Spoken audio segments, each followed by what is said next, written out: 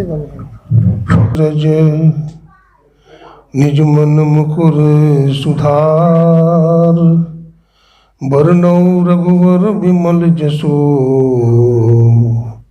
जो दायक फल चार। बुद्धिहीन तनु जानिके, सुमिरो पवन कुमार। बल बुद्धि विद्या देहो मोहे, हरऊ कलेश विकार। बंदौ गुरुपद कंज, कृपा सिंधु नर रूप हरि। महामोह तुम कुंज, जासु वचन विकर निकर। ध्यान मूलम गुरुर्मूर्ति, पूजा मूलम गुरुपदम। मंत्र मूलम गुरुर्वाक्यम, मोक्ष मूलम गुरु कृपा। बोलिए प्रेम से श्री सद्गुरु महाराज की, श्री सद्गुरु महाराज की, श्री सद्गुरु महाराज की।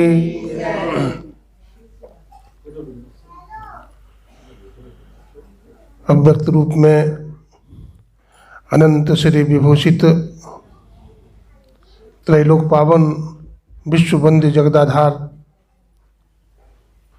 20वीं सदी के जाज्वल्यमान प्रचंड मार्तंड संत सद्गुरु ब्रह्मलीन महर्षि मही ब्रह्मन जी महाराज के त्रैलोक पावन पाद पद्मों में कोटि कोटि नमन।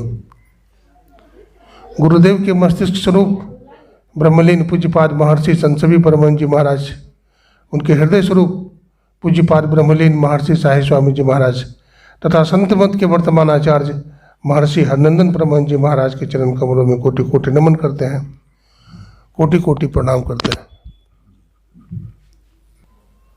परम श्रद्धेय हमारे परम आदरणीय हमारे श्रद्धेय श्री गंगा शर्मा जी, हमारे रामकिशोर शर्मा जी तथा हमारे आदरणीय प्रकाश बाबू, माता श्री, सत्संग प्रेमी सज्जनों, भक्तिमती माताओं बहनों, सबको नमन करते हैं, सबको प्रणाम करते हैं। आज बड़ा ही पावन दिवस है कि आज कार्तिक मास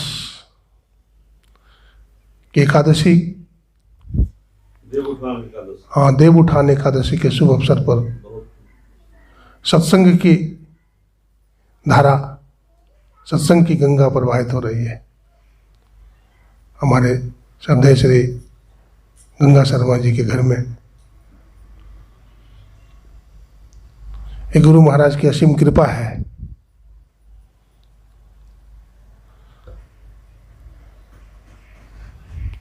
भगवान कृष्ण कहते हैं, गंगा गंगोदकम पीत्वा पुनर्जन्म न विद्यते। गंगा का निर्मल जल का जो पान करता है, ज्ञान रूपी गंगा का जो सेवन करता है, उसका जन्म नहीं होता है। ये मानव के जीवन परमपिता परमात्मा ने हमें दिया है।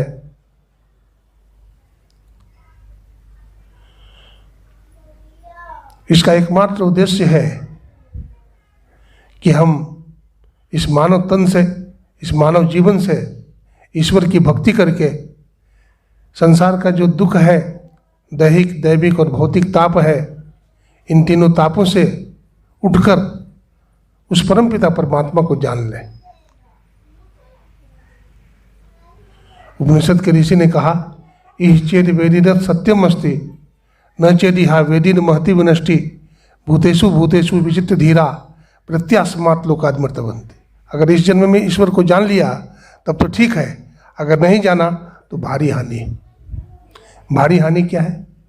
ये मनुष्य का शरीर हाथ से निकल जाएगा, ये पुनः नहीं मिलेगा, तो पुनः फिर क्या होगा? 84 लाख योनियों में भटकेंगे। गाय, भैंस, हाथी, घोड़ा, नदी, पहाड़, भूत, बैताल आदि आदि योनि में जाना पड़ेगा।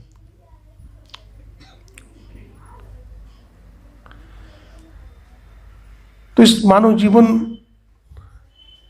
कि सफलता ईश्वर की भक्ति में है, तो फिर हम ईश्वर की भक्ति क्यों नहीं करते हैं? इस मानव जीवन पाकर ईश्वर की भक्ति हम क्यों नहीं करते? परमात्मा की ऐसी माया है कि हम लोग ईश्वर की तरफ बढ़ना चाहते हैं, लेकिन फिर भी माया, प्रकृति हमें अपनी तरफ खींच लेती है। हम ईश्वर की भक्ति नहीं कर पाते हैं।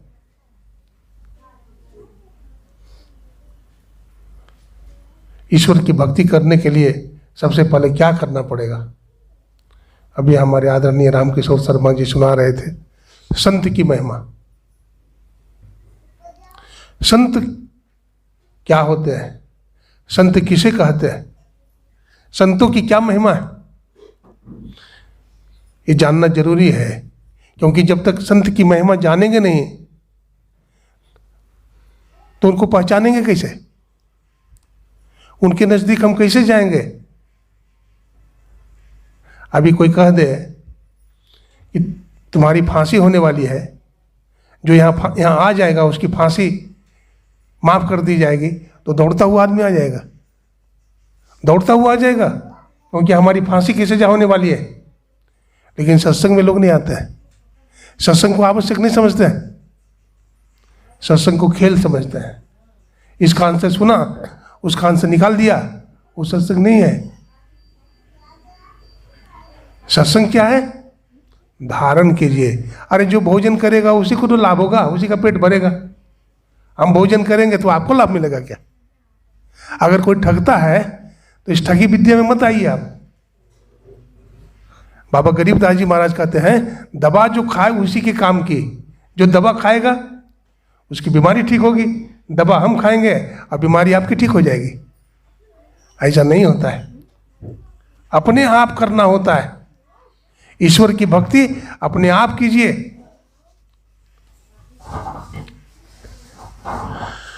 तो संत किसे कहते हैं? जिन्होंने शांति को प्राप्त कर लिया है, जिनकी हृदय की ग्रंथि खुल गई है, जो आवागमन के चक्र से निकल गए हैं, जो तन, इंद्रियां और मन को जीते हुए हैं, उनको संत कहते हैं। अभी तैलंग स्वामी जी महाराज की बात सुन रहे थे। तैलंग स्वामी एक पहुंचे हुए फकीर थे, संत थे।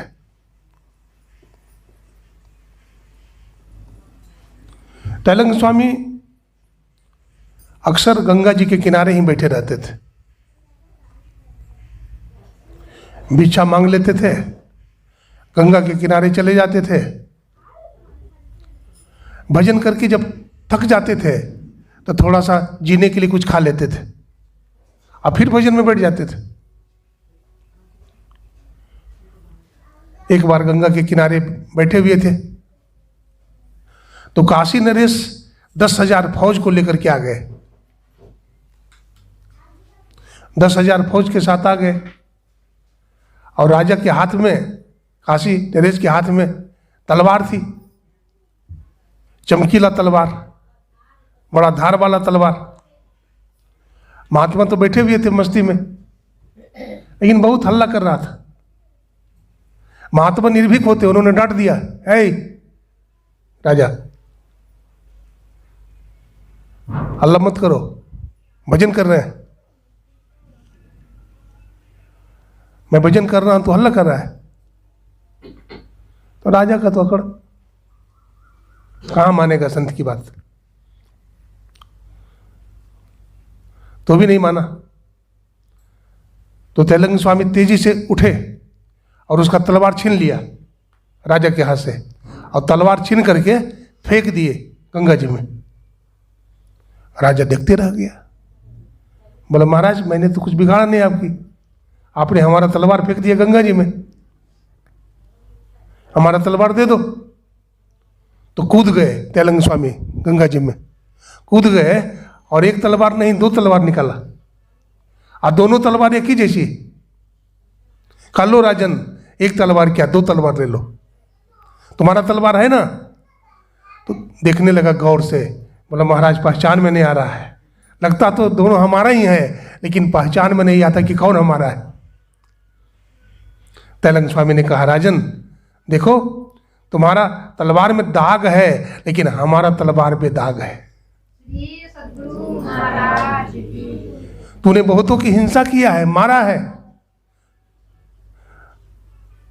बहुतों को कत्ल किया है, बहुतों की रोटी तूने छीन ली है, इसलिए तुम्हारे तलवार में दाग है। लेकिन संत का तलवार, ज्ञान रूपी तलवार बेदाग होता है। चरणों में गिर गया, बड़ा प्रभावित हो गया। बाहर से कंगाल दिखे, भीतर से लालो लाल है, और गुदड़ी में छिपा हुआ वो गुदड़ी का लाल है।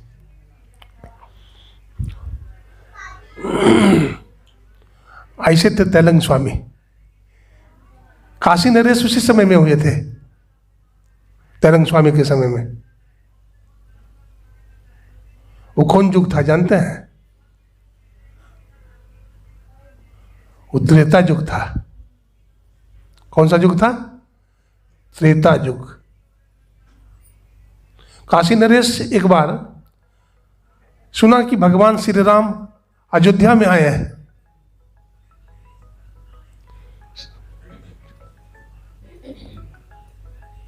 सुने?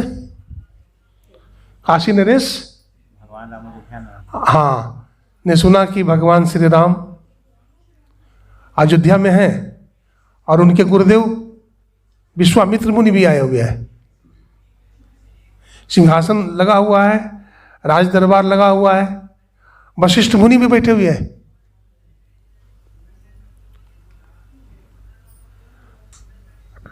देवर्षि नारद मिल गए तो नारद बाबा को प्रणाम किया काशी नरेश ने।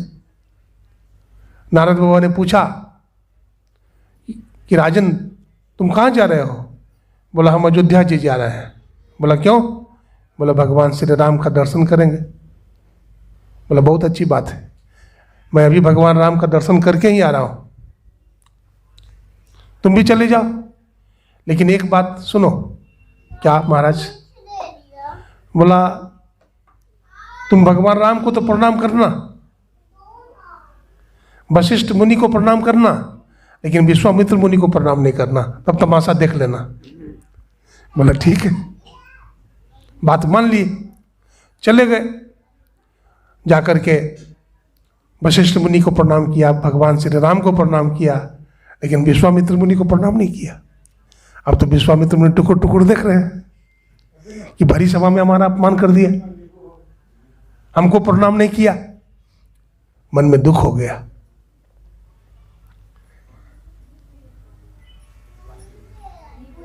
जब दरबार समाप्त हुआ तो भगवान श्री राम अपने हाथ से भोजन कराते थे अपने गुरु विश्वामित्र को। तो थाली परोस करके ले गए। तो विश्वामित्र मुनि कहते राम आज हम भोजन नहीं करेंगे।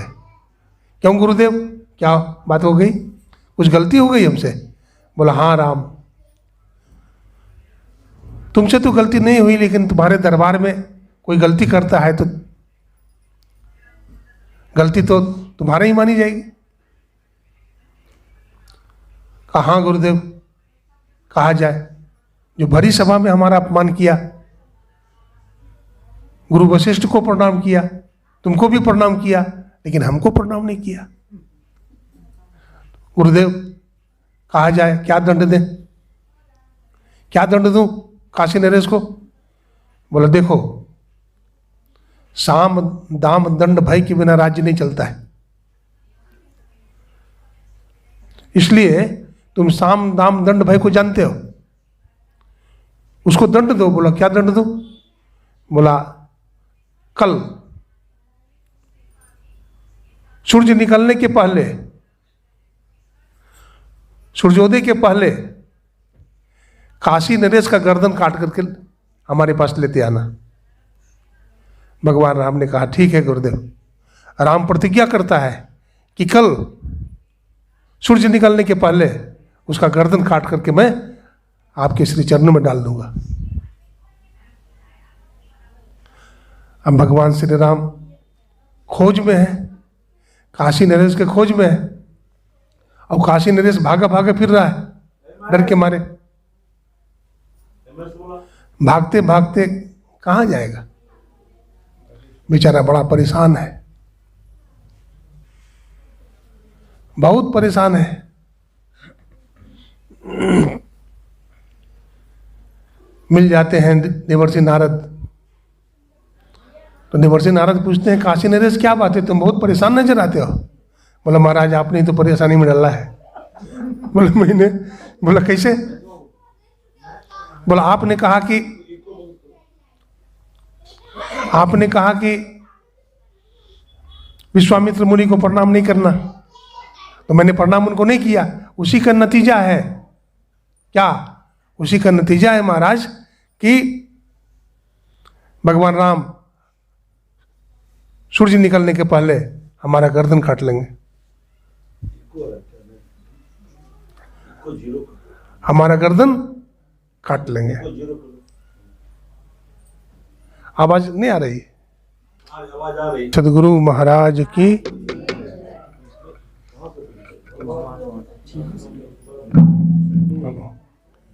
बैठी।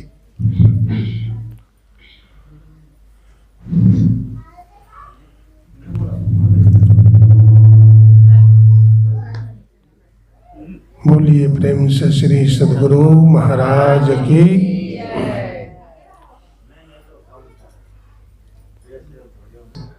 आपने मुझे संकट में डाल दिया। आप साधु महात्मा हैं, आप लड़ाई लगाते हैं क्या। तो नारद बाबा ने कहा मैं तो लड़ाई नहीं लगाता। बोला आपने लड़ाई लगा दिया, तो ठीक है मैं सुलझा दूंगा। नारद बाबा ने कहा मैं सुलझा दूंगा। बोला सुलझा दीजिए। तो उन्होंने कहा कि ठीक है, काशी नरेश ऋषि मूलक पर्वत है, और ऋषि मूलक पर्वत पर माता अंजनी तपस्या कर रही है। माता अंजनी तपस्या में लीन है, आप उनके पास चले जाओ, उनके श्री चरणों में प्रणाम करना। जब तक वो आंख नहीं खोले तब तक उनके श्री चरणों को पकड़े रहना, जब तक ये आशीर्वाद न दे दें, बेटा दीर्घायु भव, बेटा दीर्घायु भव, बेटा अमर भव, बेटा अमर भव, तब तक तुम चरण पकड़ने रहना। बोला ठीक है। खोजते खोजते ऋषि मूलक पर्वत पर पहुंच जाते हैं काशी नरेश। तो देखते हैं पहाड़ पर ही दिव्य रूप में माता अंजनी बैठी हुई है, तपस्या में लीन है, आंख बंद है, समाधि लगी हुई है। जाकर श्री चरणों में प्रणाम करती है, चरण को पकड़े हुए है, रोने लगते हैं। माता की समाधि खुलती है। माता जी बोलती है बेटा काशी नरेश क्या बात है, क्यों रो रहे हो। तो माँ हमारे ऊपर संकट है, हमारे ऊपर संकट है। बोला क्या संकट है। बोला भगवान श्री राम हमारा गर्दन काट लेंगे, आज हमारी मृत्यु हो जाएगी। माता अंजनी बोलती है नहीं नहीं नहीं, भगवान श्री राम तुम्हारे गर्दन नहीं काटेंगे। इतने में हनुमान जी महाराज आ जाते हैं। हनुमान जी माता अंजनी को प्रणाम करते हैं। काशी नरेश हनुमान जी को प्रणाम करता है। माता अंजनी हनुमान जी से कहती है बेटा हनुमान, काशी नरेश का गर्दन भगवान श्री राम काट लेंगे, तुम बचाव का साधन करना।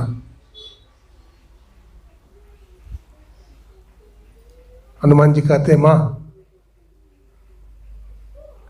भगवान श्री राम के विरुद्ध में मैं नहीं चल सकता, क्योंकि हमारे इष्ट हैं।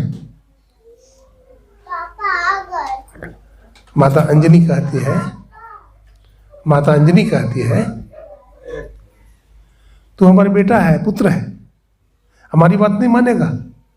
बोला हाँ माँ, तुम्हारी भी बात मानूंगा और भगवान की भी बात हमें मानना है। माता अंजनी कहती है हनुमान, मैं तुम्हें वरदान देती हूं, तुम हमारी बात मानो, दोनों बात बन जाएगी।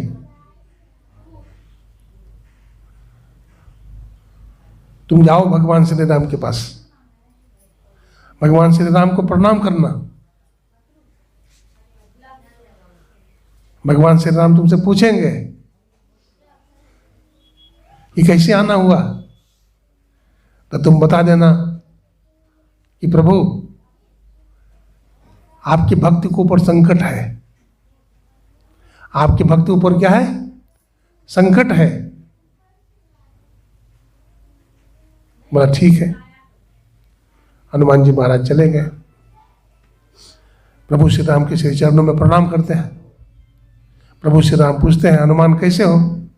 तो प्रभु सब ठीक है, आशीर्वाद है आपके। तो प्रभु एक बात हम पूछने आए हैं। बोला क्या? पूछो। बोला आपका कोई भक्त हो और कष्ट में हो, संकट में हो, तब उसकी हम सहायता करें कि नहीं करें? भगवान श्री राम कहते हनुमान, ये कोई बात है? राम भक्त हो, संकट में हो, कष्ट में हो, दुख में हो, और तुम उसकी सहायता नहीं करो, ये हम कैसे कर सकते हैं? इसलिए हे हनुमान, पूरी छूट है राम भक्त की सहायता करना। हनुमान जी को मौका मिल गया। हनुमान जी महाराज भगवान श्री राम को प्रणाम करके चल देते हैं। इधर प्रभु श्री राम खोज में है। अब सूर्य निकलने वाला है। कहाँ गया काशी नरेश? कहाँ? माता अंजनी बताई थी, माता अंजनी ने काशी नरेश को बताई कि तुम चले जाना सरजू नदी के तट पर। भगवान श्री राम सुबह की बेला में सरजू नदी में स्नान करने जाते हैं और बालू की टीला पर बैठ करके भजन भी करते हैं। इसलिए तुम वहां चले जाना।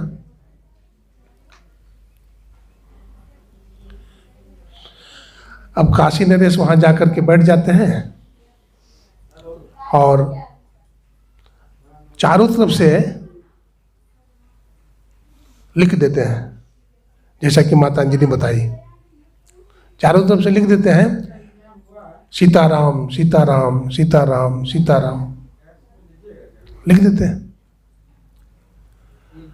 अब सूर्य निकलने वाला है।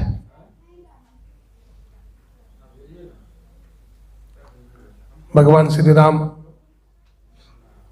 देखते हैं कि काशी नरेश तो सामने में बैठा हुआ है, तो तरकस से बाण निकालते हैं और तरकस से बाण निकाल करके संधान करते हैं, मारते हैं। तो वो जो सीताराम सीताराम लिखा हुआ है, एक घेरा बना हुआ है, वहां जाकर के बाण वापिस लौट जाता है। फिर बाण मारते हैं, फिर लौट जाता है, फिर मारते हैं, फिर लौट जाता है। भगवान राम पसीने पसीने हो जाते हैं। इतने में क्या होता है, विश्वामित्र मुनि आ जाते हैं। देखते हैं कि श्री राम पसीने पसीने हैं, तो मन में बड़ी खुशी होती है। बेटा राम, तुम सही में गुरु भक्त है, हमारा आदेश पालन करने के लिए तुम पसीने पसीने हो गए हो। तुमसे, तुम्हारी गुरु भक्ति से हम प्रसन्न हैं, मांगो क्या मांगते हो। तो मौका लग गया किनको? भगवान राम को। भगवान राम को मौका लग गया। कहते हैं प्रभु, अगर कुछ देना चाहते हैं तो काशी नरेश का प्राण बख्श दो। भगवान राम निवेदन करते। हाँ, काशी नरेश का प्राण बख्श दो। अब भगवान श्री राम कहते काशी नरेश तू क्या देख रहा है, गुरु जी को प्रणाम कर ले। अब काशी नरेश विश्वामित्र मुनि के श्री चरणों में गिर जाते हैं, लिपट जाते हैं डंडा की तरह। और संत तो दयालु होते हैं, विश्वामित्र मुनि उनको गले लगा लेते हैं और उनके प्राण की रक्षा हो जाती है।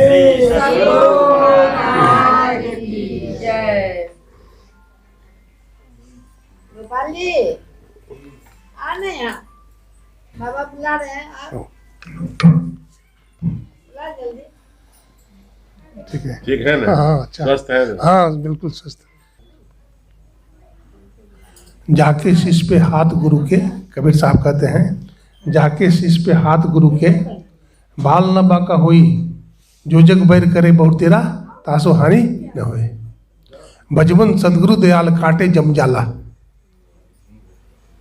सदगुरु जम के भी जाल को काटते हैं, तो जग के जाल को नहीं काटेंगे।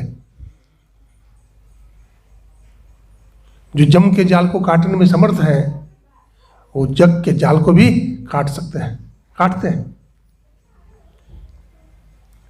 ये विश्वास होना चाहिए, विश्वास होना चाहिए। मैं गुरु महाराज का एक प्रसंग सुनाता हूं। एक विद्यार्थी था, उसका नाम सुमन था, हमारे साथ रहा भी है।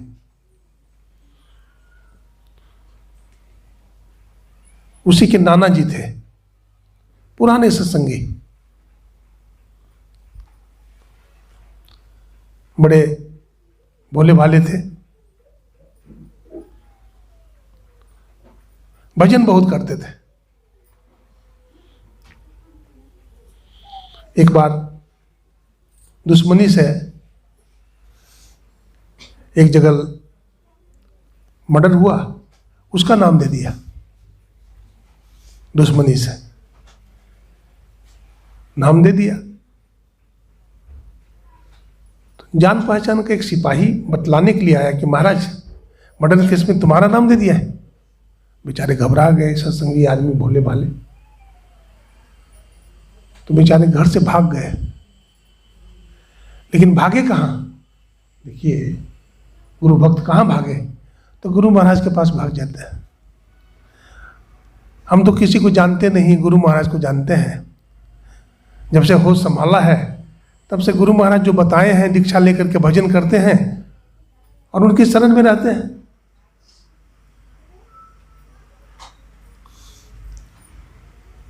गुरु के शरण गहो, धन्य धन्य गुरु को। बोलते हैं ना, मियाँ की दौड़ मस्जिद तक न, गुरु भक्तों की दौड़ सदगुरु तक है। चले गए वहां कुप्पा घाट आश्रम में। संयोग से गुरु महाराज को महर्षि संसेवी जी महाराज व्हील चेयर से घुमा रहे थे,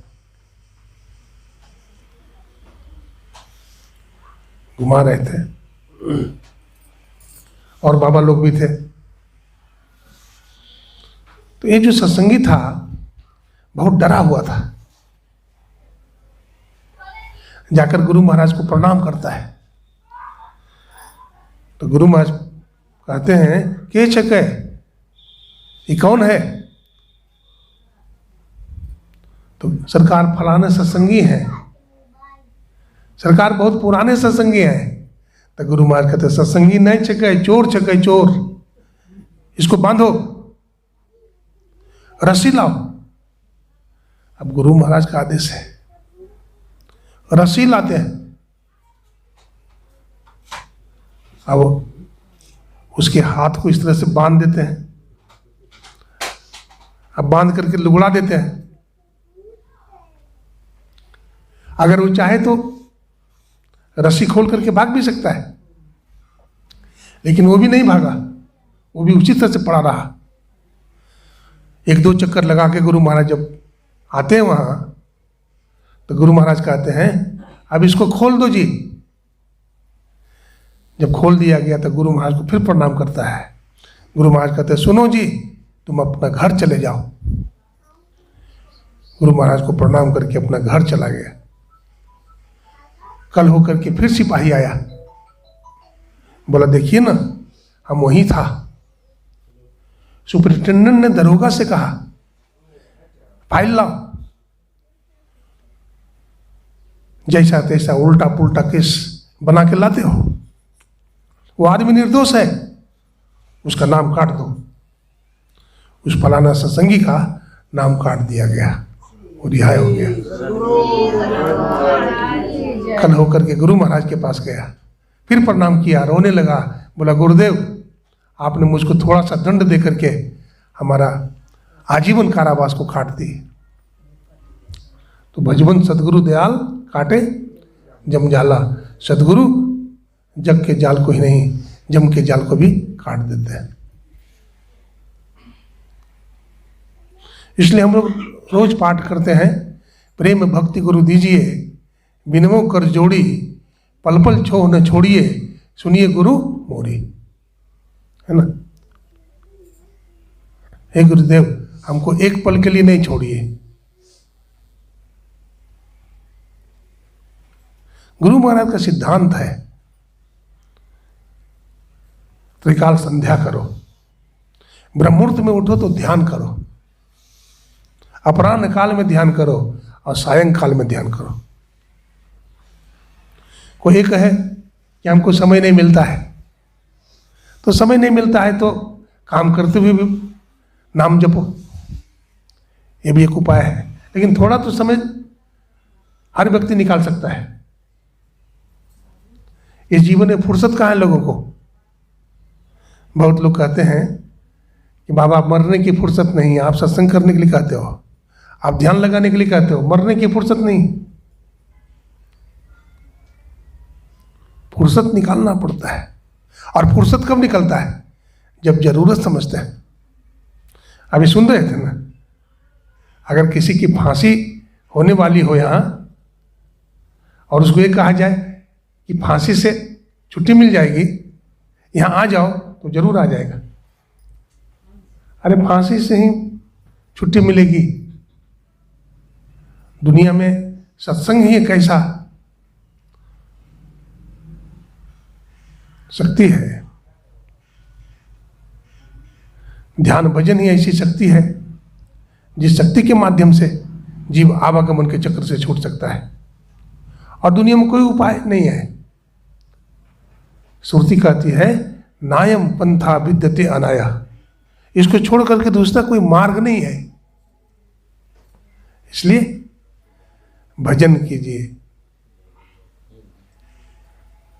ध्यानाभ्यास करो नित, हो ही में ही निज हित, अति ही प्रसन्न चित्त, असनाम उपासना।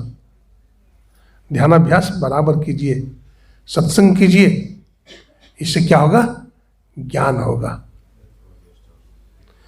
जो सत्संग नहीं करता है, जो भजन नहीं करता, बड़ी दुर्गति होती है। सिकंदर का नाम सुने? कितना धन संपत्ति है। डॉक्टर साहब भी हमारे आ गए। आइए डॉक्टर साहब, बैठिए, आइए आइए आइए।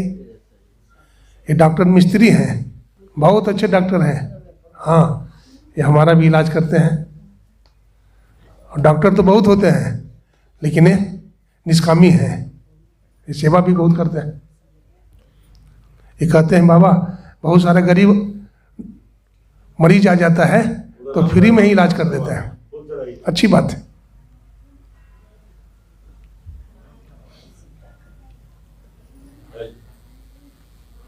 बोलिए प्रेम से श्री सदगुरु महाराज की जय। तो सिकंदर के बारे में सुन रहे थे। सिकंदर विश्व विजेता था, पूरी दुनिया को काबू में कर लिया, जीत लिया। थोड़ा बहुत रह गया था, लेकिन करीब करीब जीत ही लिया था बहुत सारा राज्य को। तो सिकंदर ने सोचा कि भारत को भी अपना अधीन कर ले। तो उस समय भारत का राजा कौन था जानते हैं? चंद्रगुप्त मौर्य। चंद्रगुप्त मौर्य दंडी स्वामी का परम भक्त था।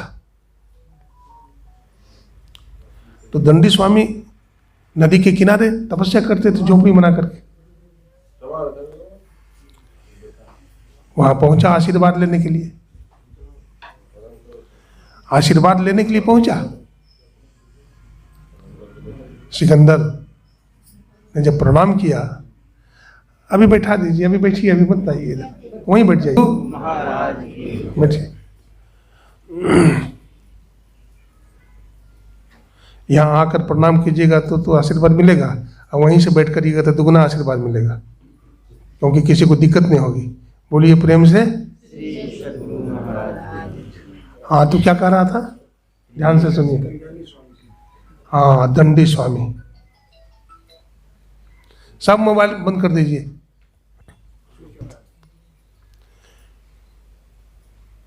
दंडी स्वामी के पास बैठा हुआ है कौन? सिकंदर। सिकंदर। आशीर्वाद लेने के लिए गया है। दंडी स्वामी ने कहा, सिकंदर कैसे आना हुआ?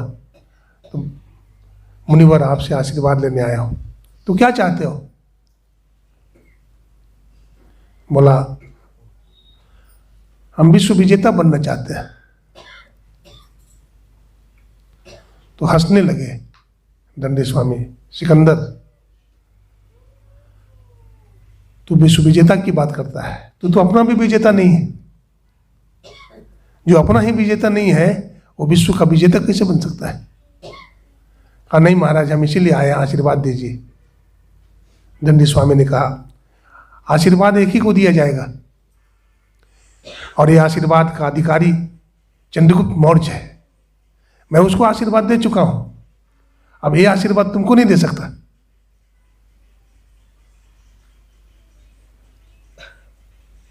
तुम चाहते क्या हो? बोला, विश्व विजेता बनना चाहता हूं। तो ठीक है महाराज, आप आशीर्वाद दे दीजिए कि हम सकुशल अपने देश को लौट जाए और अपने मां का दर्शन करें। दंडी स्वामी ने कहा, सिकंदर, तुम अपने देश को मत जाओ, तुम यहीं रहकर भजन करो। बोला, नहीं, मैं जाना चाहता हूं अपने मां का दर्शन करने के लिए। तो कहा कि 5वें दिन तुम्हारी मृत्यु हो जाएगी बीच रास्ते में। सही में 5वां दिन उसके माथे में चक्कर आने लगा। जब माथे में चक्कर आया तो स्टीमर पर सारी व्यवस्था होती है, डॉक्टर भी है, खाने पीने की व्यवस्था है, खेलने का भी साधन है, सब कुछ है वहां। बड़ा बड़ा स्टीमर में होता है व्यवस्था। डॉक्टर आया, देखा, आला लगा के देखा, बोला कि महाराज कोई बीमारी नहीं है, आपको कोई बीमारी नहीं है। बोला, माथा में चक्कर आ रहा है। बोला, महाराज, सिकंदर का जो सेनापति था सेल्यूकस, तो सेल्यूकस ने कहा, डॉक्टर साहब ठीक कर दीजिए तो अपनी आधी संपत्ति दे दूंगा। कहा कि महाराज, हम डॉक्टर हैं, रोग का इलाज करते हैं, लेकिन हमारे समझ में आपको कोई रोग नहीं है, मौत है, और मौत की दवा हमारे पास नहीं है। मौत की दवा तो संत के पास है, ईश्वर के पास है, वो दे सकते हैं। हमारा झोली रिक्त है महाराज, खाली। यह आशीर्वाद मैं नहीं दे सकता। माथा में चक्कर आने लगा। सेल्यूकस, अब हमारी मृत्यु होने वाली है। मैंने बहुत पाप किया है, मैं कितने राजाओं को कत्ल कर दिया है, कितने माताओं के मांग का सिंदूर धो दिया है, कितने बालक को अनाथ कर दिए हैं, सबका धन अपने तिजोरी में बंद करके रखा है। ये दुनिया का हाय है। हे सिकंदर, भूखे को अन्न दो, प्यासे को पानी पिलाओ, संतों की सेवा करो, दीन दुखी गरीब की सेवा करो। सब में ईश्वर रहते हैं, सब में परमात्मा रहते हैं। ऐसा जान करके ईश्वर की भक्ति करो तो तुम्हारा कल्याण होगा।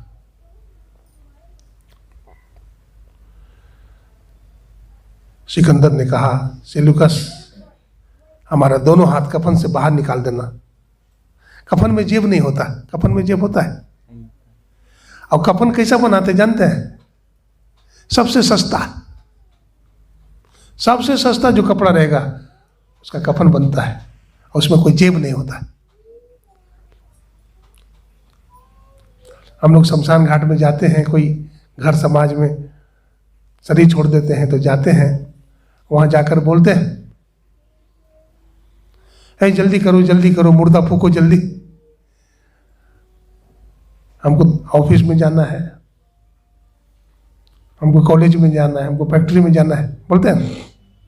और ये नहीं समझते हैं कि हमको भी एक दिन यहीं आना है, ये नहीं समझते हैं।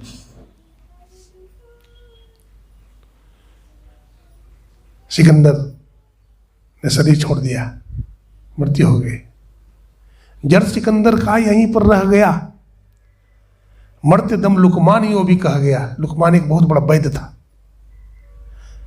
लुकमान वैद्य इतना बड़ा वैद्य था कि बोलता था, एक बूंद औषधि अगर सागर में गिरा दूंगा तो संपूर्ण सागर औषधि बन जाएगी।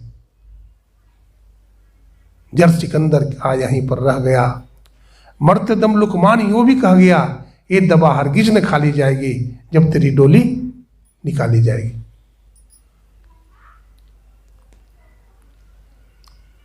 कौन सा औषधि खाना है?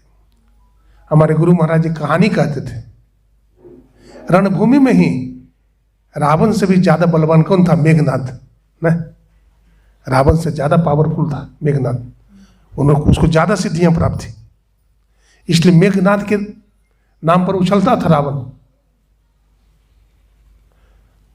अब मेघनाद और लक्ष्मण जी में जब युद्ध हुआ तो क्या किया? शक्ति का प्रयोग कर दिया, शक्तिबाण चला दिया।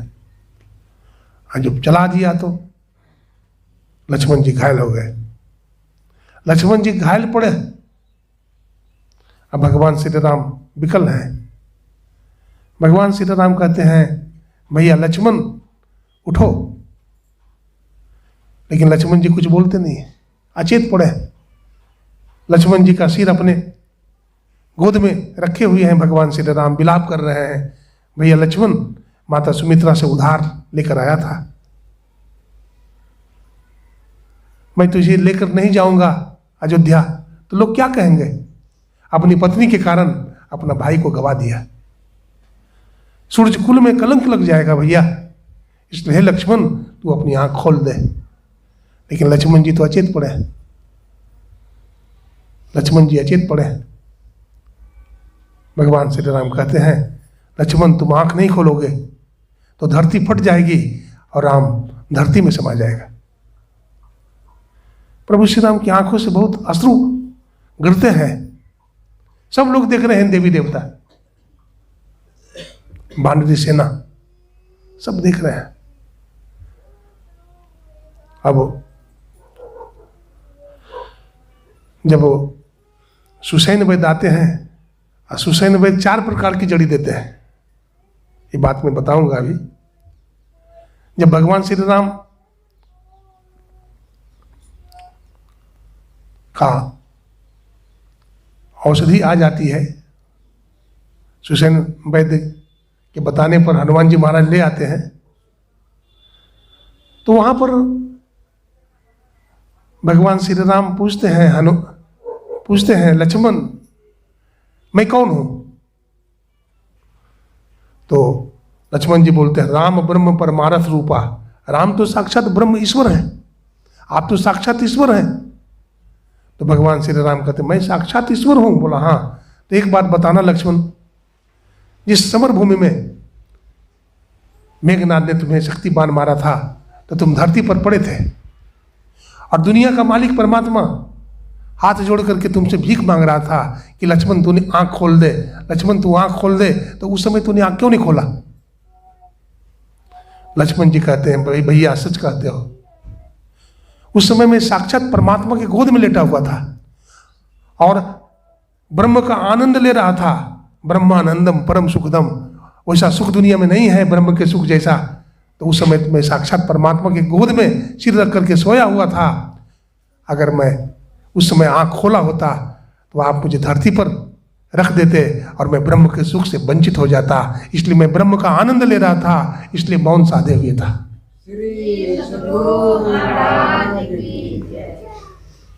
अब 4 प्रकार की जड़ी लाए। कौन जड़ी लाए? जरा समझने की बात है। हमारे गुरु महाराज बंगला रामायण में इसका वर्णन करते हैं। कौन सी जड़ी थी जो सुसैन वैद्य लाया था? हनुमान जी महाराज खुदरा विक्रेता नहीं है, थोक विक्रेता है। जो जड़ी लाने के लिए गए थे तो पहचान बताया था, संजीवनी बूटी की पहचान क्या है? तो वहां पर दीपक जल रहा होगा। और रावण को जब पता चला तो अपनी माया से उन्होंने क्या किया? संपूर्ण जड़ी बूटी के पास दीपक जला दिया था। अब हनुमान जी को पता नहीं चले कौन सा संजीवनी बूटी है। तो हनुमान जी महाराज क्या करते हैं? धौलागिरी पर्वत को उखाड़ लेते हैं और जय श्री राम कर करके ले आते हैं। रास्ते में कालनेमी भी मिला है ना? हाँ, कालनेमी को भी पराजित करते हैं, उद्धार करते हैं, आगे बढ़ते हैं। अब देखिए कि सुसैन वैद्य उसमें से 4 प्रकार की जड़ी निकालते हैं। पहला प्रकार की जड़ी कौन है? वैशल्य करनी। क्या है? वैशल्य करनी।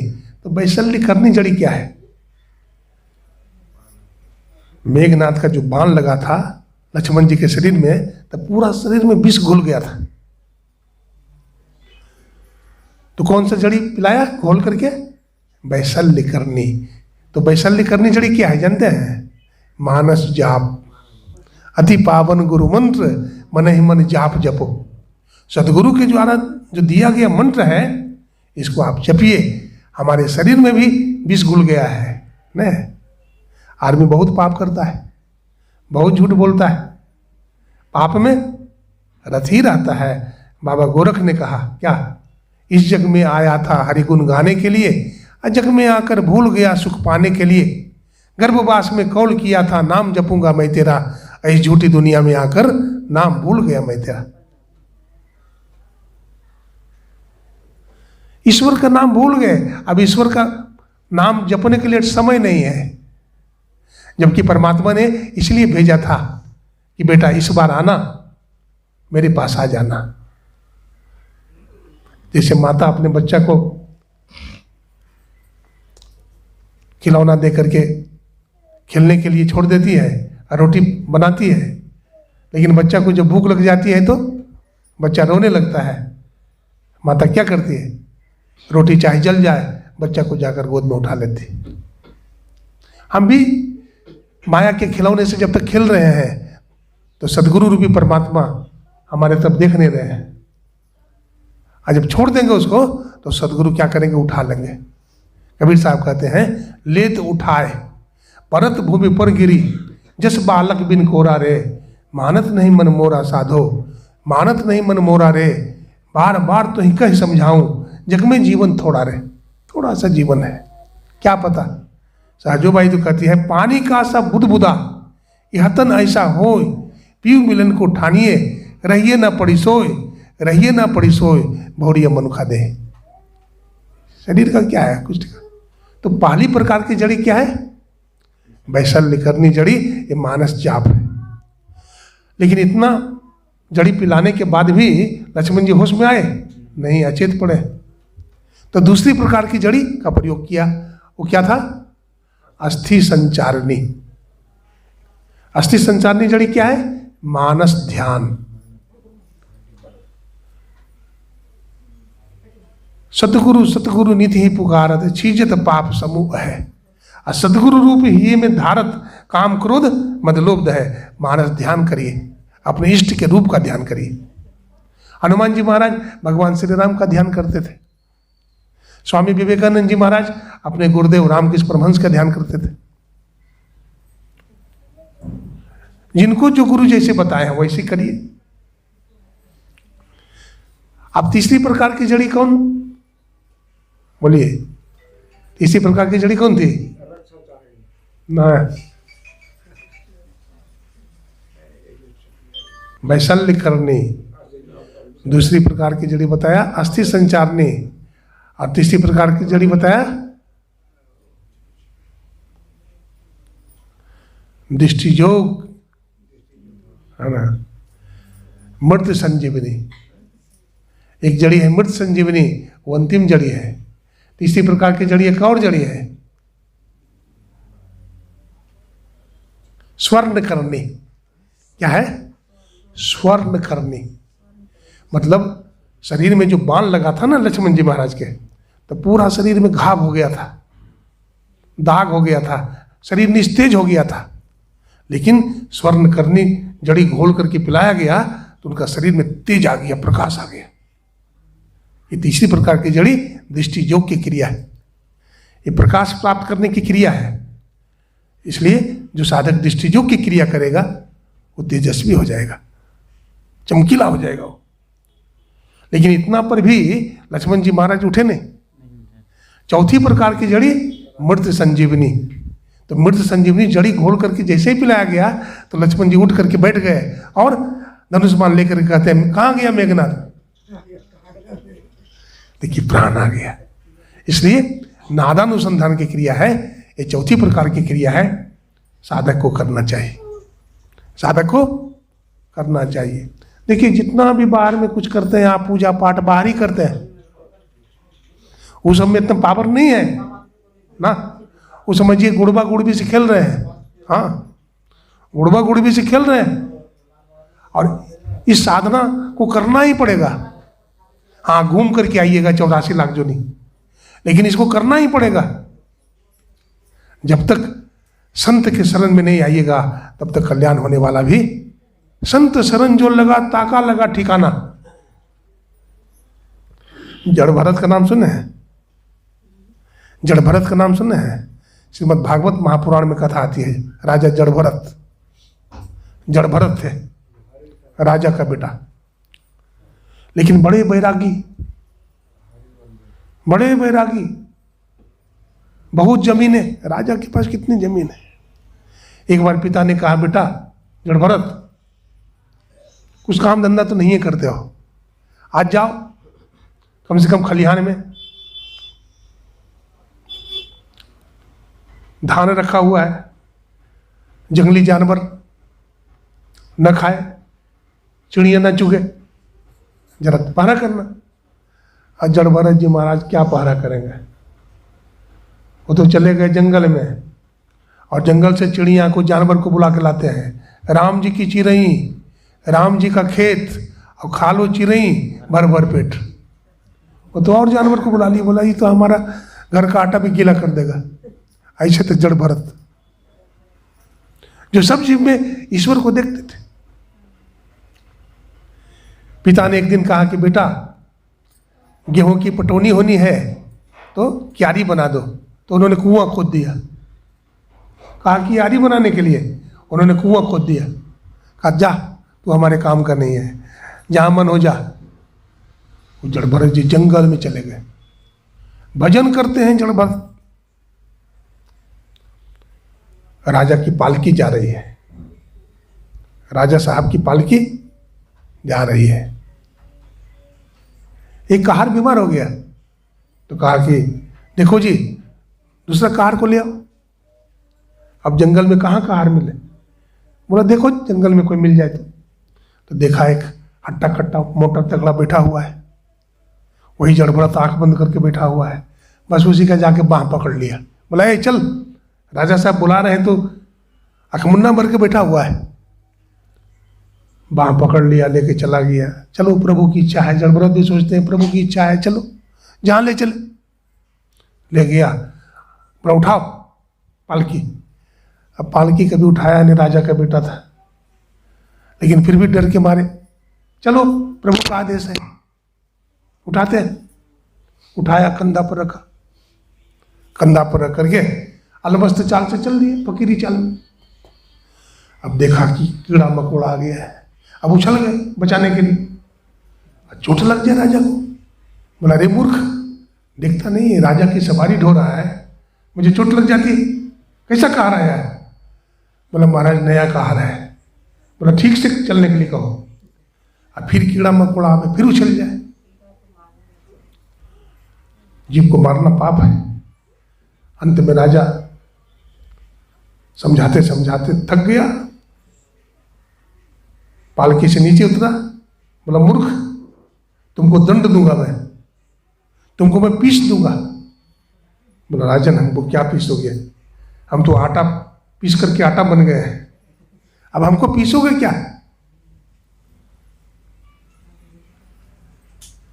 बोला तुम कौन हो? बोला मैं भिखारी हूं, तुम तो राजा हो ना। मैं तो भिखारी हूं, तुम तो राजा है ना। तो अरे कोई साधारण आदमी नहीं हो सकता, इसकी आंख में बड़ी तेज है, इसकी खोपड़ी में बड़ी चमक है, ये कोई साधारण आदमी नहीं हो सकता। जिस आदमी से हमारा कोई परिचय नहीं है, कोई इंट्रोडक्शन नहीं, लेकिन उस आदमी को देखते ही हमारा मस्तक झुक जाए, तो समझना चाहिए किसी ईश्वर का, सदगुरु का प्यारा है। बोला महाराज, हम आपको पहचान गए हैं, मुझको उपदेश कीजिए। तो जड़ भरत ने कहा, राजन, तुम राजा बनो या रानी बनो, कुछ भी बनो, लेकिन याद कर लो, जब तक संतों के चरणों से तुम अपने को नहलाओगे नहीं, तब तक तुम्हारा कल्याण नहीं हो सकता है।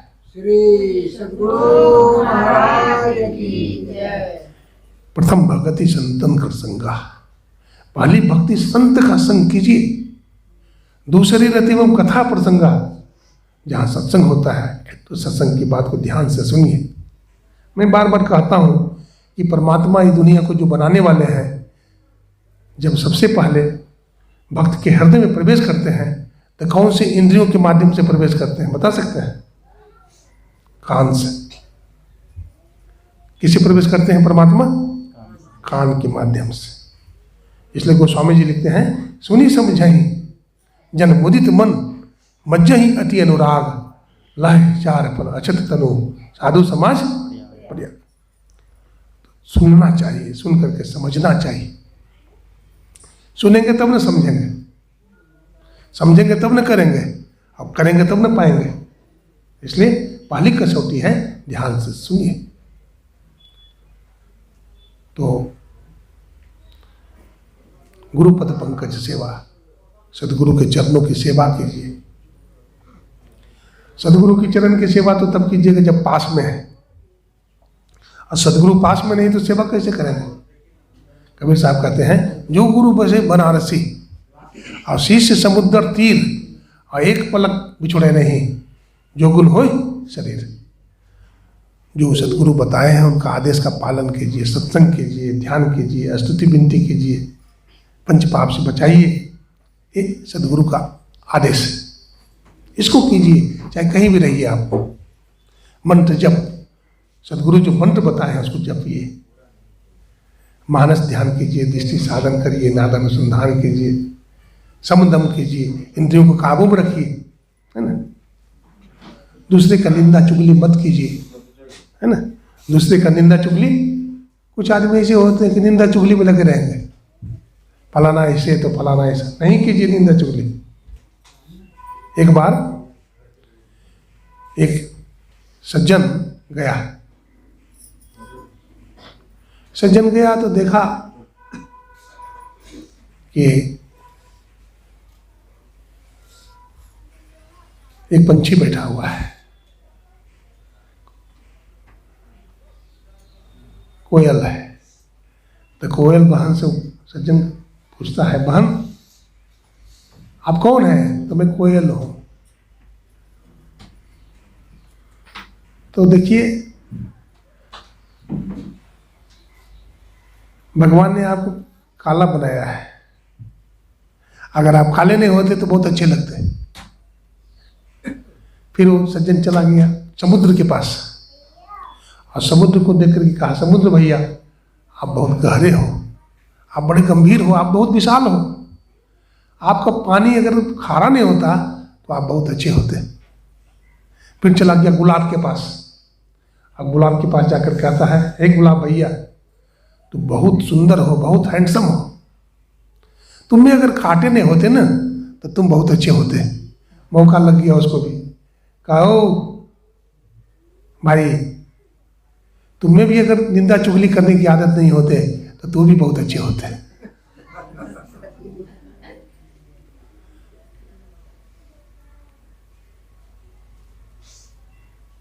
दूसरे का दोष दर्शन नहीं करे। आठम यथा लाभ संतोषा, सपने हो नहीं देखे परदोषा। और नवम सरल सब संचनीला, अम्भम भरोसे ही हर्ष नीला। नवमा एक जिनके होई नारी पुरुष सचराचर कोई, सोई अतिशय प्रिय भामिनी मोरे सकल प्रकार भगत लोग। ये तो भक्ति हो गई। समाज में भी हम लोग मिलजुल करके रहे ना। अगर 4 भाई हैं तो चारों को मिल करके रहे। माता पिता की सेवा कीजिए, सास ससुर की सेवा कीजिए। आजकल तो देखिए ऐसा है कि कलयुगी दिमाग है। माता पिता को कौन मानते हैं, कौन सेवा करते हैं? बुढ़ापा आ गया, कहते हैं माता जी पिताजी आप दरवाजे पर बैठ जाओ। हाँ, तुम्हारा बासा यही है, ताला चाबी मिल गई हाथ में, अब बैठो दरवाजे पर। कोई अतिथि आ जाए ना तो बेल दबा देना, घंटी, रोटी पहुंचा देंगे। हाँ, यही होता है। आपने अपने बच्चा को ज्ञान नहीं दिया, आपने अपने बच्चा को सत्संग नहीं दिया, आपने अपने बेटा बहू को सत्संग की शिक्षा नहीं दिया, तो अंत में वही होगा। इसलिए जरूरत है हम भी सत्संग करें, उसको भी सत्संग दें, तो ज्ञान हो जाएगा, है ना। ज्ञान हो जाएगा। ज्ञान बहुत जरूरी है, विचार बहुत जरूरी है। जो अपने माता पिता की सेवा करेगा, जो अपने सास ससुर की सेवा करेगा, उसकी भी सेवा होगी। हमारे महर्षि संजीवी जी महाराज कहते थे, कर भला हो भाई भला, करके भलाई देख ले, कर बुरा हो भाई बुरा, करके बुराई देख ले। तो हम भला करें, हम माता पिता की सेवा करें, सास ससुर की सेवा करें, तो फिर हमारी भी सेवा होती है। मिल कर के रहे। गुरु महाराज कहते थे, देखो जब तक माता पिता है साथ रहो, अलग नहीं हो। हाँ, गुरु महाराज कहते थे जब तक माँ बाप जीवित है तब तक निर्वाह करो, है ना, सेवा करो उनकी। सेवा कौन करेगा? तुम अलग हो जाओगे तो सेवा कौन करेगा? सेवा करो। कुछ नहीं जान तो सेवा ठान, सेवा करना चाहिए। बहुत तरह की बात कहने की है, आज हम समाप्त करें। हमारे दादा गुरु थे बाबा साहब, वो कहते थे, देखिए सत्संग में सबसे पहले आ जाते थे, बड़े हाथ पर मौला थे, काला चोगा पहनते थे बाबा साहब, मुरादाबाद में रहते थे, किसी के घर में घुस जाते थे और सत्संग चालू। अब देखिए जमींदार से जमींदार सेठ ये नहीं कहता था, बाबा आप हमारे घर में क्यों घुस गए, क्यों सत्संग कर रहे हैं? लाभ होता था। बाबा जिसके घर में सत्संग कर देते थे मालूम माल हो जाता था। ऐसे थे बाबा साहब।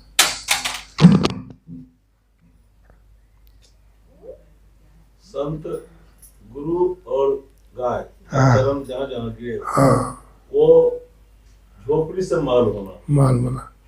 गुरु महाराज जहाँ जहाँ चले गए, मैं कई जगह गया हूँ, बोलते थे बाबा यहाँ पर झोपड़ी थी, हमको याद है हमारे गुरु महाराज आए थे।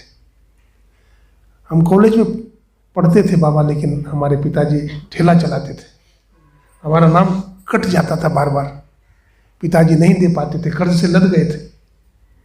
हमारे गुरु महाराज आए थे, हमको याद है, सत्संग किए थे यहीं पर। गुरु महाराज हम लोग को दीक्षा दे करके गए थे और बोले बेटा सत्संग भजन करते रहना, सब कुछ होगा। परमात्मा की लंबी हाथ है, परमात्मा की लंबी हाथ है, सब कुछ हो जाएगा, तुम भजन करना। देखिए वहाँ फैक्ट्री बनी हुई है। बोला बाबा 5-6 फैक्ट्री है हमारे बड़े बड़े नगरों में, महानगरों में, और कई ऑफिस है। ये गुरु महाराज की कृपा है। तो जो सत्संग करेगा, ध्यान करेगा, भजन करेगा, संसारिक ईटा पत्थर तो मिलेगा ही, मोक्ष भी मिल जाएगा। जीवन का जो दुख है, ये दुख से सदा के लिए जीव छूट जाता है। बहुत लोग कहते हैं बाबा हमारे घर में संस बरकत नहीं है, कुछ भी छूता हो तो कोयला बन जाता है। गुरु महाराज कहते थे, देखो जी, मोहर देखे हो मोहर? जी हाँ, मोहर देखे। तो मोहर का देखो सब अक्षर उल्टा लिखा रहता है, लेकिन पैड पर चिपका करके जब ठप्पा मारते हैं तो सारा अक्षर उल्टा हो जाता है। तुम कहते हो ना हमारा भाग्य उल्टा हो गया है, गिर जाओ कुछ छूते हैं तो कोयला हो जाता है, लेकिन सदगुरु के चरणों पर मोहर लगा करके ठप्पा मारोगे तो क्या होगा? तुम्हारा उल्टा भाग्य भी उल्टा हो जाएगा। देखिए, कुप्पा घाट आश्रम में था, अभी तो विशाल बना हुआ है। खरबों का मामला होगा। हाँ, अरब नहीं, खरबों का मामला होगा। जब गुरु महाराज हमारे तपस्या करते थे, जब पता नहीं किधर से गुरु महाराज आ गए थे, गुफा में घुस गए थे, उसमें कुछ था, एक टटिया बना हुआ था छोटा सा, भूपलाल जी भोजन बनाते थे, और गुरु महाराज थे बस, और दूसरा कोई नहीं था। उसमें महर्षि संजीवी जी महाराज भी नहीं आए थे। गुरु महाराज गुफा में घुसेंगे, कब निकलेंगे उसका कोई हिसाब नहीं था।